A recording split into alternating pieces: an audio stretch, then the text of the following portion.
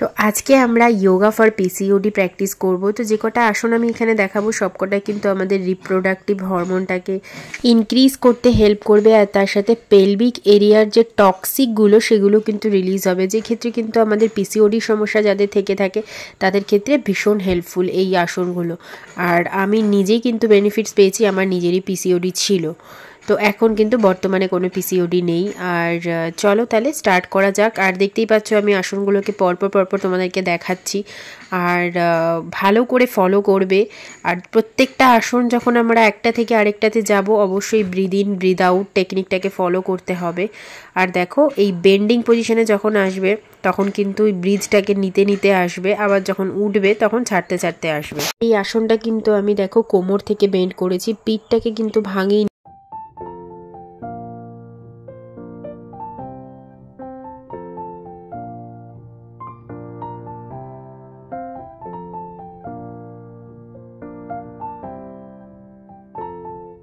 এরপর যে পজিশনটা আমি করছি এটা কিন্তু স্কোয়াট বলে এটাকে, মানে চেয়ারের মতো করে তোমরা বসবে, বাট চেয়ারটা কিন্তু থাকবে না, মানে ভিজুয়ালাইজ করবে যে চেয়ারে বসছো, বাট চেয়ারে বসছো না। তো এই আসনটা কিন্তু খুব ভালো কাজের পেলভিক এরিয়ার জন্য। যে যখন নিচে আমরা বসবো, মানে নিচে বলতে যখন আমরা চেয়ার পোজে বসবো, আবার যখন উঠবো, বসার সময় ব্রিদ ইন আর ওঠার সময় ব্রিদ আউট। এর পরের যে আসনটা করছি এটাতে দেখো রাইট লেগটা আগে চলে আসবে, লেফট লেগটা পিছনে চলে যাবে, আর ব্রিদ ইন করতে করতে আমরা এই পজিশনে থাকবো। আর এখান থেকে আমরা চলে যাব বীরভদ্রা আসন 2। তো এই আসনটা দেখতে পাচ্ছ এটা বীরভদ্রা আসন 2। আর পাটাকে দেখতে পাচ্ছ সামনের যে পাটা সেটা কিন্তু হাঁটুর আগে যাবে না, ওটা একদম হাঁটুর সিধাসিধি থাকবে, মানে গোড়ালি বরাবর থাকবে। তো এই জিনিসগুলো ফলো করতে হবে। এটা আমি একটু স্পিডে তোমাদেরকে দেখাচ্ছি যাতে ভিডিওটা শর্ট হয়, তোমরা কিন্তু ধীরে ধীরে করবে আসনগুলো।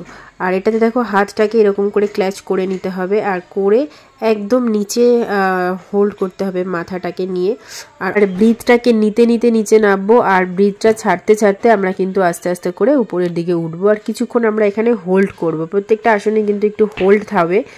আর দেখতেই পাচ্ছ হাতটা একটা নিচে আর একটা উপরে করে করছি, এটাতেও কিন্তু ব্রিথ নিতে নিতে আমরা উপরে উঠবো, আবার ছাড়তে ছাড়তে নিচে নামবো। তো ব্রিদ ইন ব্রিদ আউট টেকনিকটাকে কিন্তু তোমরা ভালো করে ফলো করবে, তবেই কিন্তু এটার রেজাল্ট একদম 100% পাওয়া যাবে।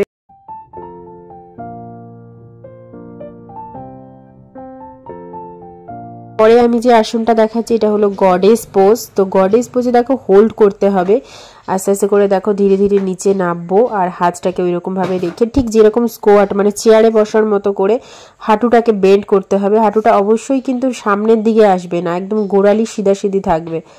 আর এটাকে তারপরে দুদিকে বেন্ড করতে হবে পিঠটাকে। এই আসনটা কিন্তু পিঠটাকে ভীষণ রিল্যাক্স করে।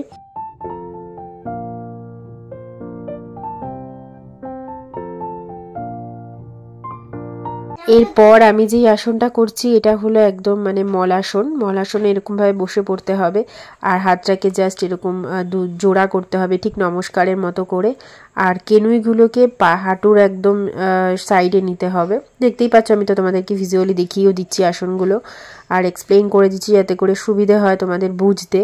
আর তার সাথে কিন্তু অবশ্যই breathe in breathe out technique follow করবে। বারবার করতে করতে আমি ব্রিদ ইন ব্রিদ আউটটা বারবার বলছি যাতে করে তোমাদেরও করতে করতে মনে থাকে যে এবার ব্রিদ নিতে হবে, ব্রিদ ছাড়তে হবে। এরপর সেম আসনটা তোমাদেরকে এক্ষুনি দেখালাম, অপোজিট লেগ দিয়ে আমি করব, সেম হবে। একদম পাটাকে দেখতে পাচ্ছ সিধে করে রাখা, হাঁটুটাকে কিন্তু আমি বেন্ড করিনি, মানে সামনের দিকে ঝুঁকাইনি, একদম গোড়ালি সিধাসিধি থাকবে। ব্রিদ ইন আর এরপর কিন্তু ব্রিদ আউট। এটা বীরভদ্রা আসন 2। তো এই আসনে ধীরে ধীরে করে হোল্ড করতে হবে।